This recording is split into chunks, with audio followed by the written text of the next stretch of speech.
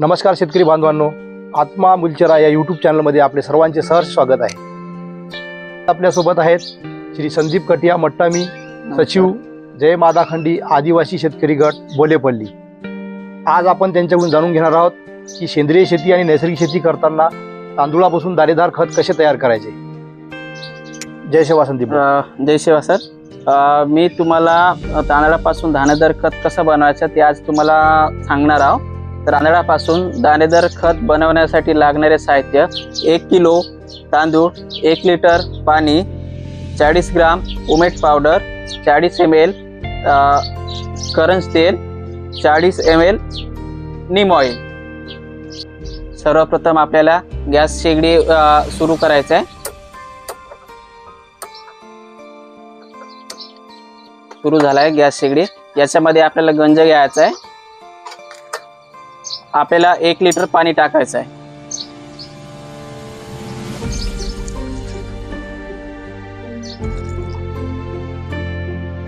हे जवळपास 5 मिनिट आपल्याला उकळण्यासाठी ठेवायचे आपल्याला। आता पाण्याला चांगली उकळी आलेली आहे। याच्यामध्ये आपण उमेट पावडर टाकणार आहोत।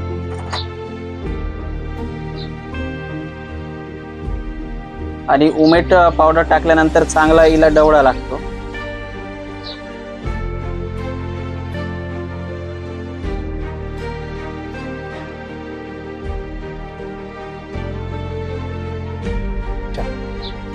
याला जवळपास आपल्याला 2 ते 4 मिनिटं ढवळा लागतो।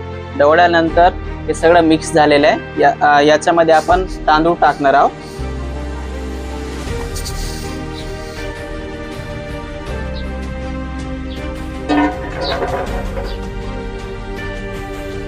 पाच मिनिट हे तांदूळ चांगला गरम झालेला आहे। याच्यामध्ये आपल्याला गॅस बंद करायचा आहे। गॅस बंद करून आपल्याला हे करंजीचं तेल आहे टाकणार आपण, आणि हे नीम ऑइल आहे।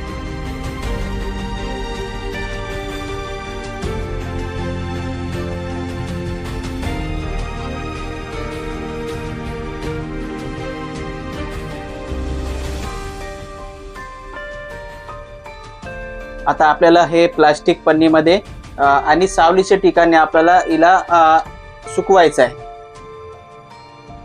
अशा पद्धतीने आपल्याला सुकवायचं आहे।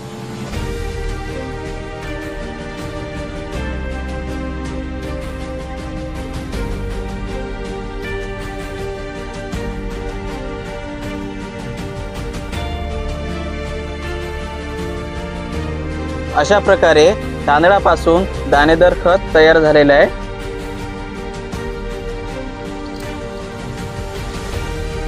सांगितलेल्या प्रमाणानुसार आपण तांदळापासून दाणेदार खत तयार करू शकतो।